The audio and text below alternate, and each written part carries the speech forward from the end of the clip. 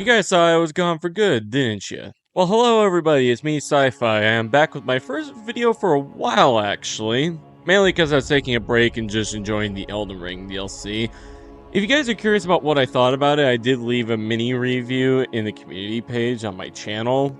And long and short of it, I think it's fine. I don't think it's amazing, as some people have been saying, but if you've never played a Souls game before or want like a good Souls experience, it's a good thing to check out. Now, before I go on to the topic of this video, which is the Jade Shadows update in general, I do want to talk about a few things. For starters, I am not going to be spoiling the Jade Shadows quest, at least visually. I might discuss audio spoilers, though. So I will have a small warning in the top of the screen to tell whether or not I am discussing spoilers, or if there is going to be spoilers in a certain section.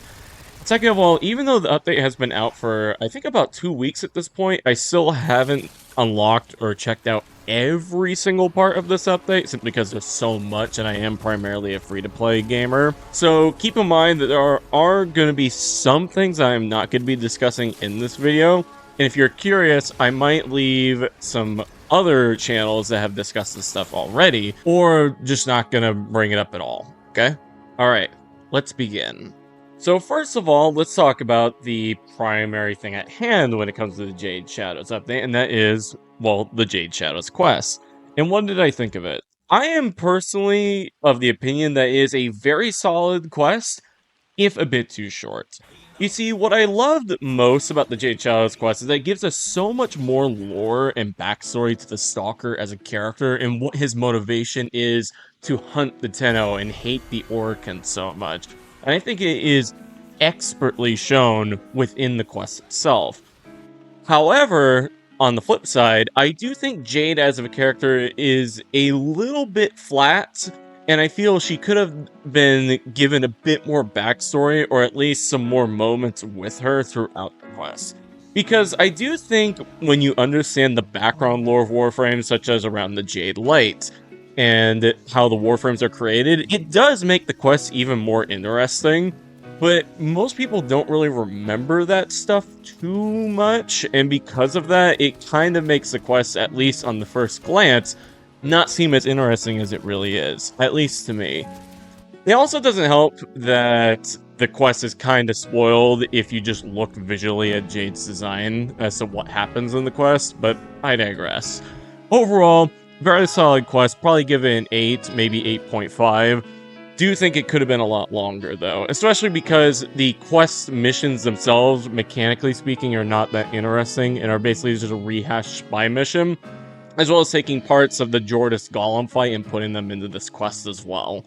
But I also did love how the last segment of the quest passively teaches you how to do the new Ascension game mode, which, to be fair, a lot of the new quests do that anyway, but I felt it was done pretty well here, where it's not like outright making you play the game mode, but is like giving you a watered down version of it that you then learn to do later. But overall, if you care about the story aspect of it, it's really good. If you cared about the mechanical aspects of it, it's kind of poor. And now we come to the other major part of the update, and that is the new Ascension game mode. And what did I think of it overall? I honestly really like it. I think it's a nice change of pace. It's a nice refresh / shakeup of the mission design that we typically have in this game. And although it technically is just a longer hijack mission, it does a lot of things to make it more interesting. For starters, it has a mini defense at the beginning, of which the defense target can't really die. In fact, there's no fail-safes at all during this mission, which is a little disappointing. But on the flip side, you do have to wait like another 30 seconds or so for the target to revive itself, and which does significantly boost the length of the mission. So you still want to defend the targets during the times when they're vulnerable, but it's not an instant fail if you do lose. Now, after phase 1 of the mission, which is the defense, you then have to defend another target, or escort it rather, on an elevator to get to the surface of Uranus and get it off the planet. Now, during this phase, enemies will spawn, mostly Jade Light Eximus, because, well, it's the Jade Light Eximus, update, you know? And during this time, you have to use increased parkour velocity that you're given, as well as bounce pads and other means of movements to find these different vials that are either scattered around the area or by killing the enemies to then chuck into the target to power the elevator, of which the more that you chuck in, the faster the target will go because you'll get a speed bonus. Now, this is probably my favorite part of this game mode. We don't get a whole lot of game modes that incentivize going vertically, like going up and down in missions. Most of them are like spread out or like very flat missions. So seeing one that incentivizes vertical combat and vertical movement is pretty awesome overall. And during this phase, you can also find what are called sister beacons, and this allows you to summon, by choice, a sister of Parvos that you kill. Now, when you get to the top of the elevator, this is where the Sister of Parvos spawns, and to kill it, you will just unload on it, and you will get a random reward. And in this case, it's an arcane, or one of the many arcanes that we have in the new update. And this is how you farm them. You see, you don't get the arcanes by completing the mission by itself. Completing the mission by itself gives you the different components of Jade or other random rewards, as well as her weapons, whereas the arcanes are farmed by doing the optional sister farm. And because of this, you get both Jade components or weapons or random loot, as well as the arcanes in the same mission. After that, you then have to escort the target again through hallways and then out to the launch pad. And that's basically the new Ascension mission in a nutshell. It seems pretty simple and kind of boring on the surface until you start playing it, you notice, hey, this is actually pretty good. But overall, I'd probably give the mode an 8. I thought it was really well designed. I think it heavily incentivizes working as a group to not only find the vials, but also find the sister beacons. It goes by much, much faster if you're in a squad. And I do think the challenge versus reward is pretty decent as a whole, and it's mostly just a tedious mission at the end of the day, but it's not tedious to the point where you feel it. It's just a long mission in general. So now we're on to the loot of the Jade Shadows update. Things like the arcanes, the weapons, Jade herself. So, when it comes to the arcanes, I unfortunately have only gotten a hold of Secondary Fortifier. Secondary Fortifier by itself, I think, is one of the best arcanes that we have gotten in a very long time. You see, Overguard in general as a mechanic is something that is kind of new when it comes to being applied to Warframes. Like the first Warframe to get it, I believe, was Calarvo. And since then, it has been fine-tuned many times to make it into one of the best defense types, mainly for its gate and not so much for the health type itself, because it doesn't get any sort of damage negation, and on most frames, it can't be sacked further than, say, like, I don't know, 30k. So, for that reason, most people usually use it for its gate, which is half a second. Which isn't a lot, but when you have extra shields below that, it can make a significant difference in survivability. And in the case of Fortifier, this allows you so that every 100 damage you deal to Overguard, you get 1 Overguard back. Which means that you can literally Overguard tank with this arcane. Add on to the fact that for every upgrade, you get increased damage to Overguard as well, an Overguard multiplier, so to speak. It allows you to get even more Overguard when you steal it. And with this, it makes it an incredible arcane to use on most secondaries. Now, to be fair, it's really hard to beat Secondary Encumber because it gives you the extra status effects, and on weapons that are multiplicative specifically, multiplicative CO, it is still better to use Secondary Encumber on those weapons. But say if the weapon's additive or is mainly like a beam weapon or something like that, or even certain AoE weapons, I would say this is a really, really good arcane to use, especially when combined with the new Magnetic, which gives us increased damage to shields and Overguard, allowing you to get even more Overguard and even more Overguard damage with your secondary, meaning that you could, say, use your primary weapon for most normal enemies as well as certain factions, and then use your secondary as an Overguard / Eximus killing machine. Now, when it comes to the other arcanes, like I said, I haven't tested much with them because, well, it's taking a while to farm them. But the next one on my list is going to be the new one that makes it so that when you have a frozen enemy nearby, you get increased ability strength as well as ability duration, which I think could be incredible on frames like Frost, but also if you use, say, a companion to freeze the enemies, or just bring along an ability that can freeze enemies. That way you can get increased ability strength and ability duration when using this arcane. Now, one of the other arcanes that was added in this update was Melee Afflictions, which I personally am not interested in checking out at all. It doesn't really interest me, mainly because of how busted Melee Influence is. But if you do want to check it out, a buddy of mine, Amalistic, has made a pretty awesome video on the arcane right here. It is a bit of a long video, but it is well worth the watch. Now, when it comes to Jade's weapons, I haven't really gotten around to testing much with them yet. The only one that I've really tested a whole lot so far is the Kantari. And although I think it is very cool, I don't really want to talk about much of it right now because I might make it into its own video. Same thing with the Evensong. Both are interesting weapons with pretty unique mechanics and passives.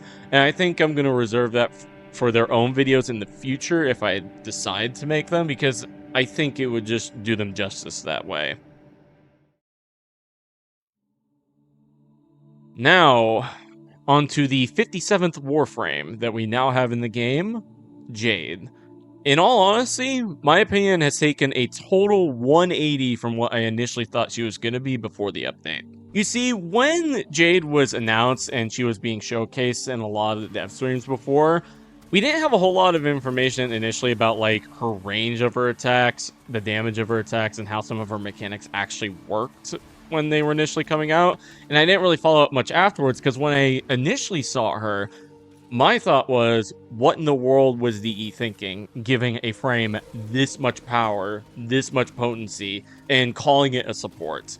You see, her 3 and 4 in particular were the biggest outliers of why I thought this way, because her 3, at least from the initial dev streams, looked like a massive AoE gloom with armor and shield strip, which I was just thinking to myself, why? Why is this a thing?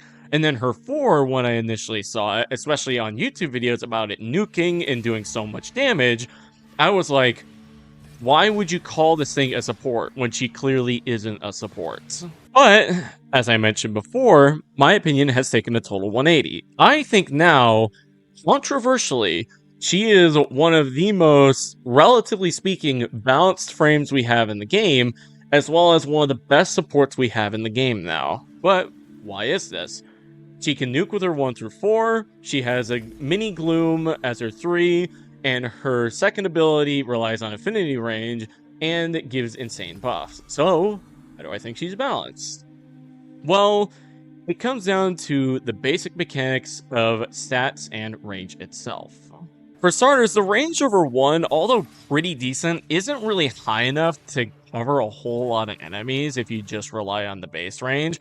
And the range of her 3, although really, really good, isn't that great when you're up in her 4, because yes, it's a 20 meter range at base, but 20 meters sounds like a lot until you realize that Jade has to be high in the air for her angelic powers to take full effect, in the sense that she needs to stay far away from the enemies and shoot at from far. So you need to have decent to high range to allow her 3 to get as far as it does to armor strip enemies. And her 4, although really cool, does not scale that well. Let me explain. So, on this build that I have here, I am pumping entirely into strength, no efficiency, lower duration. We're relying just on strength here, right? I'm popping my 1s, I'm popping my 3, I'm popping my 4, all of the cool shit, right?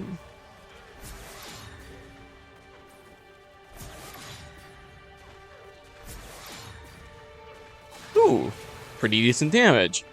But look at the energy pool. I wasted so much energy just to kill these 20 enemies by having to pop, at minimum, 3 to 4 of her 1s, as well as getting close with her 3 and using her 4 and spamming it. All just to kill these 20 enemies. Now, here I am again, but this time I am not popping the 3 and just relying on the 1 and 4.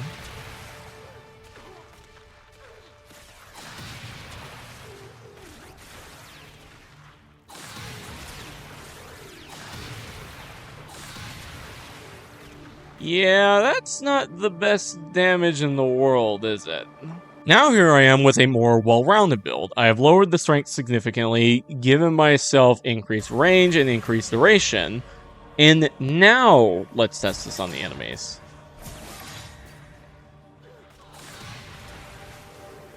See? Pretty similar results. I got to invest more into things like efficiency, duration, and range, and in return, I was able to wipe the floor with these enemies pretty easily. Now, this is really good for base steel path, but just for testing's sake, let's actually take this into the Archimedia solo. Now, in the Archimedia, I'm not going to be turning on any other gear modifiers, mainly because I want to use them here, or maybe not. It depends on how I feel. And just want to focus on the enemies specifically, like how tanky these enemies are, right? So here I am. I'm going in, using the 3 and 4 and the 1. Highest possible purity. You don't need to know why, you only need to procure them and procure them now.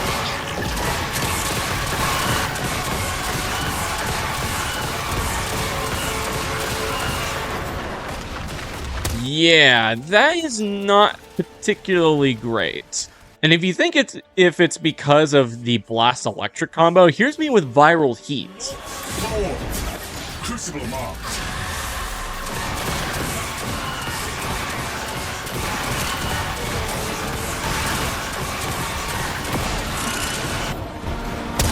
And yes, the damage is okay, but look at how quickly I run out of energy because of this. Yeah, that's not the best in the world, is it? And because of this, because I haven't invested in the energy regeneration, later on in this exact same mission, I end up downing really fast. Now, yes, the shield regen from her 2 is really, really nice, but it doesn't really matter when I can't really recast my other abilities and rely on other people to take the damage or draw aggro. Like, don't you see the problem here with trying to call her, quote-unquote, a support frame, in quotes only? She very much is meant to be a support frame. Her abilities and kit are designed around boosting the squad, and she herself can't survive all that well, because yes, the shield regeneration is very nice, but there's always going to be those times where it's just too much for you. She very much is designed to aid the squad, and in turn, the squad helps her survive while she gives the buffs, which is what a support should do. And the fact that her 4 doesn't scale all that well is really the big thing that people need to consider here, because yes, in the lower level Steel Path missions, you are going to be nuking. No surprise to anybody. Everybody in the game can practically do that. But the big question is whether or not you can scale in the higher level missions, which is the thing that people forget. Eventually, we are going to be getting into these higher levels faster and faster these days, which means that you're going to have to keep those things in mind further down the road. Now, as you'll notice, I'm just talking about this part of Jade. I'm not discussing anything else, and it's because I don't want to turn this into a Warframe review. I really think it'd be better if you go to other creators to discuss this character. I'm not equipped to really discuss her that much, because like I said, I'm only just now getting to test her. So I think my opinions are like a little too shallow in comparison to what other people think. So keep that in mind. But as a whole, I definitely do not think Jade is as OP or as broken as people are leading her out to be, because she is, at the end of the day, a support. She is meant to be a support. People can build her as a nuke, but it will only get you so far. So all in all, pretty good frame, I would say, at least from what I've tested. So now we're on the home stretch. We got a few things left, and for starters, we need to talk about the change to enemy health and armor types. And overall, this is the one part of the update that I do very much dislike. You see, back in the previous update, before this, with the original health and armor system, people were complaining about how you need a full strip to make damage viable at level cap, because you needed the full strip in order to get the full damage that you needed because of how high armor values were. That's not really the case, and that was because of the health type system that we had. You see, on corrosive damage specifically, which is what I'm going to use as an example here, it would get an extra 75% damage against armored targets. Now, the thing is that this 75% damage only stays so long as the armor is there. And it is technically a multiplicative damage bonus, so it applies after all other bonuses. So because of this, you were incentivized to go for as close to a full armor strip as possible without fully stripping to keep that extra damage. But now that that system is gone in the new content, corrosive has unfortunately fallen off. Now, controversially, I don't agree with people saying that it's completely useless in the new update, but I do think its use case has been significantly hindered by the health type changes. And because there's no negatives now when it comes to health and armor types, it means that you can use anything against any faction that you want so long as it doesn't have a negative. Which sounds great until you realize that this creates no identity so much between the factions when it comes to resistances, and ultimately makes it so that anything can work, when in reality, it should be that select things are what you have to mod for. Now, if they were to keep the armor cap as well as the new HP scaling and then kept all the health types, I personally would not have minded it that as much, because then it would make it so that damage negation would be capped, and it would allow certain SAS effects and DOTs to become much more viable against armored targets, like the new, like electricity, for example, which got a massive boost in the new update. But because of the fact that the HP types have been changed, armor types have been changed, everything has been changed, it basically makes all of the enemies feel exactly the same to me. And in a lot of cases, the enemies don't feel tanky at all. Now, there are a few exceptions, mainly some of the enemies in the Murmur factions feeling significantly tankier, at least in my opinion. But for the most part, every single enemy just feels like a bag of sand at this point, when before they felt like, I don't know, maybe a bag of concrete. Like, they used to be squishy, but not super squishy. Now they feel even squishier. Now, that isn't all of why the system was bad to change, but I'm not very well equipped to explain it myself, because even I struggled to really understand it in full before the changes. So instead, if you are curious, I would highly recommend you check out a friend of mine named Nev on YouTube. His content is really good. He has done an amazing job explaining it in YouTube videos and to me previously why this whole system was a bad thing to change. But overall, most of it just boils down to the fact that enemies become way too squishy now, which hopefully DE does change in the future. I would love to see them reintroduce some form of health type system into the game. Maybe not as crazy and over the top as it was before, but maybe just something to allow the enemies to be tankier. And now we are on to the final part of the update that I wanted to discuss: the reworked blast and magnetic, and why these two SAS effects in particular are some of the best in the game now. Reworked magnetic, I feel, was one of the biggest glow-ups in this entire update, outside of the fact that electricity, heat, and all other DOTs are not as hampered by armor anymore, because the reworked magnetic now not only gets the increased damage bonus that it does against shields, but it also gets it against Overguard now, which is pretty huge. This makes it an amazing anti-Eximus tool, or anti-Overguard tool in general, where if you need to deal damage to Eximus units, or if you need to deal damage in, say, the Deep Archimedia with the Bolstered Belligerence bonus, you can use magnetic damage as a way to get through it. It makes it an awesome damage type for us to compete against the Eximus units without having to just brute force our way through the Overguard, which surprisingly does feel harder to get through now because of the damage changes.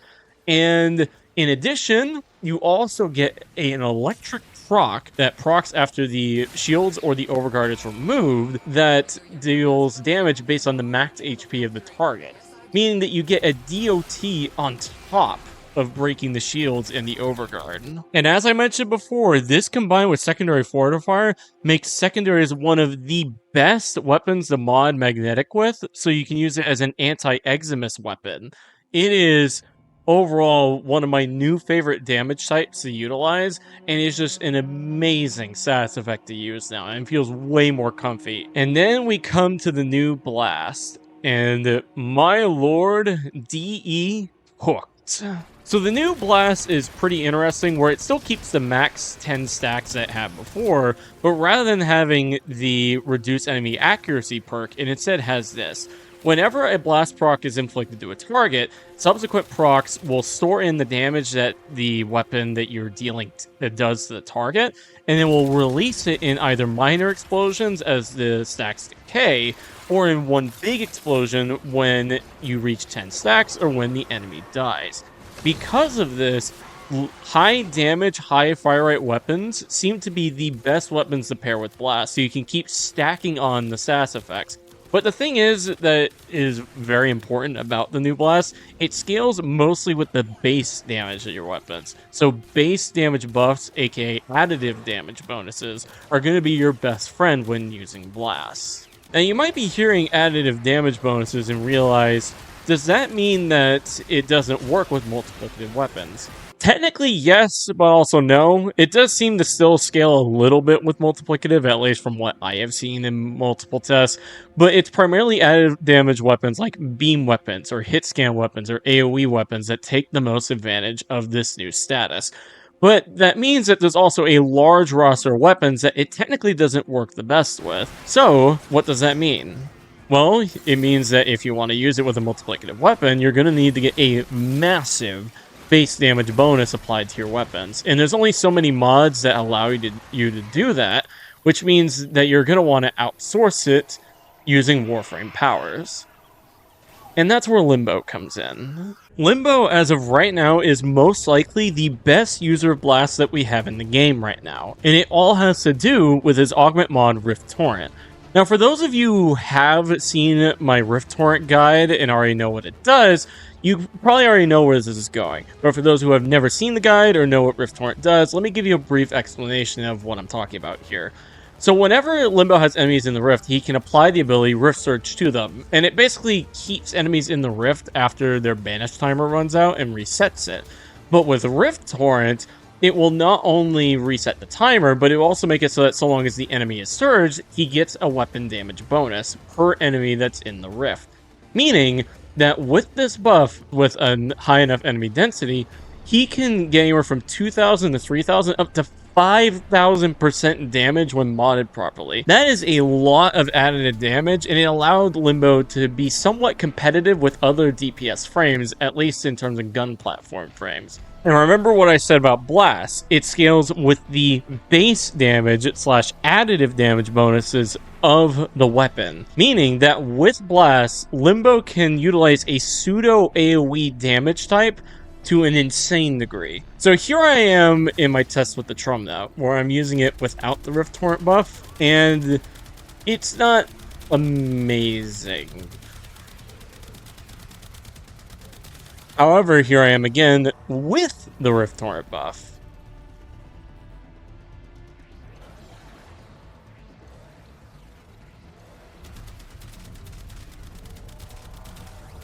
Ooh, pretty spicy. And now here I am with my Phantasm Prime, modded for Corrosive and Blast. By itself, it's pretty decent damage, not the best in the world, but when I add in Rift Torrent,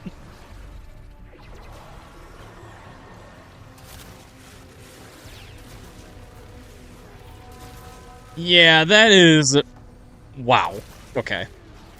So because of this, Limbo can straight up utilize a pseudo AoE damage type system to clean rooms. Now, that's not to say it's the most amazing damage type to use with Limbo. I would actually argue that Electricity is even better. But Blast just becomes something else entirely under Limbo's control. It allows him to have the AoE damage that he so desperately needed. Because the problem with Limbo is that his entire kit was around keeping enemies in place. But with Blast, it gives him an extra edge, allowing him to hit enemies across wider tiles. Now, obviously, the Blast explosion isn't the biggest on the planet, but just having ranged damage is significant, even if it's not a whole lot. And then when you combine these new status effects, especially Blast, with the new elemental mods I completely forgot to talk about that give you extra status effect damage against enemies, it allows for every single status effect, including Blast, to become even crazier. Now, obviously, it does have its caveats. For example, like I said, it mainly works best with additive damage weapons, and it also does require you to invest heavily into additive damage bonuses to get the most out of it. Not to say, as I said before, that multiplicative bonuses don't help it. They do. But if you want to get the most out of it, you need additive damage. And with that, I think that's the end of what I wanted to talk about with the Jade Shadows update. I think overall, it is a very solid update. But that's not to say it was perfect. We did lose a pretty huge part of the game's mechanics and history in this update, but we also gained so much more in return that has been genuinely a lot of fun to play around with, especially seeing Blast and Magnetic in particular coming on top as the best parts of this update. Now, I do know that I probably glossed over some things or didn't talk about some things enough or just didn't talk about some things at all. Like I said, that's bound to happen. There's just some things I'm not interested in. And I didn't want to make this video too long because, well, otherwise I would be here all day. But anyway, that's been me, Sci. It has been a pleasure talking about this new update that I would probably give a solid 7.5 to 8 out of 10 in total. We had some amazing highs, some huge lows, but overall was a pretty good update in general. And with that, I will see you guys all later. Have a wonderful day.